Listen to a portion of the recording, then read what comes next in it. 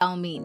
गांव में चाउमीन का चलन अभी अच्छे से नहीं आया था, लेकिन सुरेश शहर से चाउमीन बनाना सीखकर गांव में ठेला लगाता है। अरे ये केचुआ है क्या भैया? कैसे खाया जाता है? अरे नहीं नहीं, ये चाउमीन है। चाउमीन शहर में खाया जाता है। कितने की दे रहे हो सुरेश? 10 रुपए की प्लेट भरकर। तभी वहाँ शहर से पढ़ा एक लड़का आता है। जरा एक प्लेट चाउमीन तो देना। सुरेश उसे चाउमीन देता है। उसे चाउमीन खाता देख गांव वाले भी उससे चाउमीन ले लेते हैं और खाने लगते हैं। अरे वाह सुरेश भैया, कमाल की बनाए हो। 2 प्लेट मेरे बच्चों के लिए भी पैक कर दो।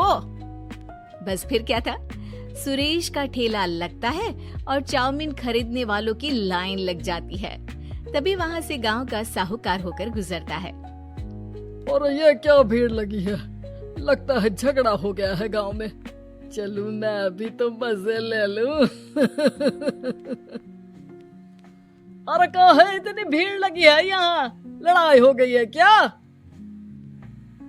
अरे साहूकार साहब, ना ना ना, कोई लड़ाई ना हुई है। ये तो सुरेश की दुकान है चाउमीन की। हम लोग चाउमीन खाने आए हैं, आप भी खाइए ना। साहूकार चाउमीन खाता है और सुरेश की तरफ देखता है, जो सारे दिन के पैसे गिन रहा होता है। अरे सुरेश, क्या लागत है इस काम की? अरे साहूकार जी, आप अब आए तो ये पूरे 10,000 रुपए ले जाइए, जो पिछले साल शहर जाने से पहले आपसे लिए थे ना। लागत तो क्या कहे, जो आपने दिया था उसी में सीखा भी है और दुकान भी खोल ली। अरे पैसे इतने जल्दी क्या जरूरत थी? कैसे जरूरत नहीं थी साहूकार जी, इतना मोटा ब्याज कहाँ से भरते। साहूकार को अब सुरेश की दुकान को हड़पने की लालच आ जाती है। नाना करते ये सारे दिन में 500 रुपए कमा ही लेता है।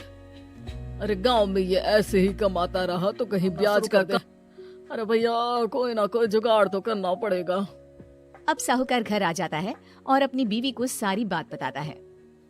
हाँ जी, ये तो मैंने भी सुना है कि सुरेश के हाथ की चाउमीन नहीं खाई तो कुछ नहीं खाया। अरे हाँ हाँ, सही ही कहते हैं।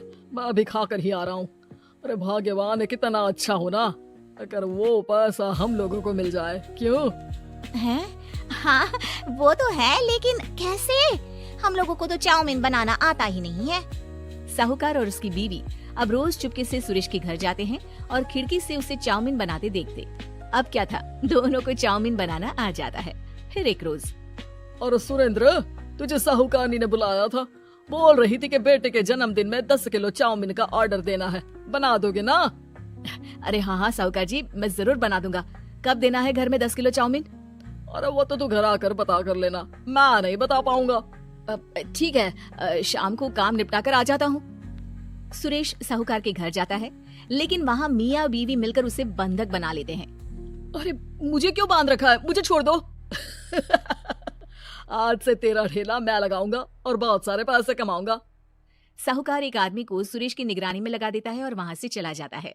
अगले दिन, अरे साहूकार जी, आप कब से चाउमीन बेचने लगे और अपना ये सुरेश कहाँ गया? और वो तो शहर गया है, उसका कोई काम निकल आया था। बोल रहा था कि जब तक वो ना आए तब तक मैं ही उसके ठेले का काम कर दूं। पैसे भी तो बहुत उधार ले रखे थे उसने। लगता है कर्जा भरने के डर से भाग गया है। अरे पर वो तो बोल रहा था कि उसने सारा कर्जा उतार दिया है, और वो क्यों भागेगा? इतना तो कमा रहा था। अरे मुझे क्या पता। अरे चाउमीन खाना है तो बोलो, नहीं तो भागो यहाँ से। अरे हाँ हाँ, दे दो दे दो। अब तो चाउमीन खाना पूरे गांव के लोगों के लिए आदत ही बन गया है। ना खाओ तो नींद ना आए। हाँ हाँ, तो लो और निकालो 50 रुपए। 50 रुपए क्यों? सुरेंद्र तो 10 रुपए में देता था। अरे वो पागल था, मैं थोड़ी ना हूँ। गांव वाले जिनको चाउमीन की लत लग गई थी, वो करते भी क्या, दे दो और ये लो 50 रुपए। लेकिन फिर साहूकार उन लोगों को प्लेट में थोड़ी सी चाउमीन रख देता है। अरे ये क्या, पैसे 5 गुना ज्यादा और चाउमीन बस इतनी सी। अरे साहूकार साहब, भगवान से तो डरो। बस फिर क्या था, साहूकार की मन मर्जी चलने लग जाती है और गांव वाले करते भी क्या। एक रोज, मुझे तो लगता है कि सुरेश को साहूकार ने मार डाला होगा, क्योंकि उसका काम इतना अच्छा चल रहा था। फिर वो क्यों जाता? और वो भी साहूकार के हवाले दुकान करके। ना बाबा ना। अगले रोज भाग्यवान, देखो तो जरा कि सुरेश भी ना कितना पागल था।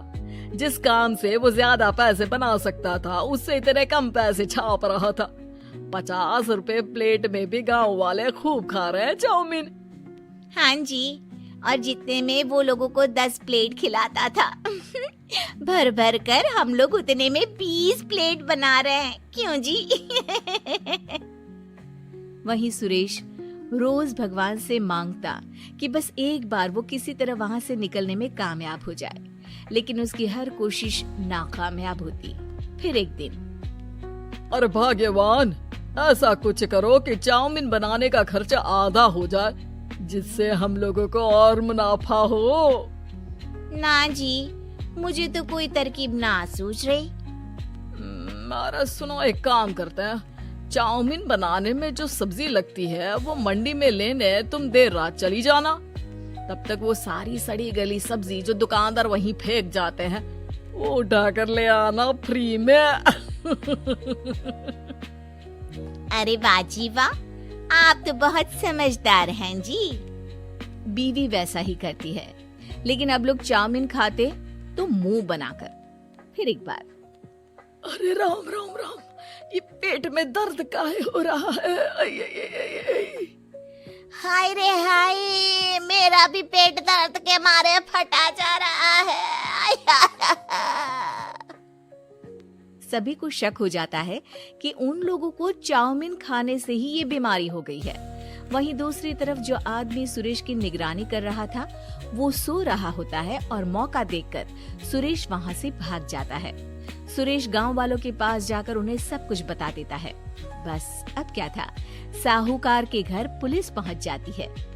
चलो, तुमने गांव के लोगों को खराब सब्जी वाली चाउमीन खिलाकर बीमार किया और सुरेश को बंधक बनाया।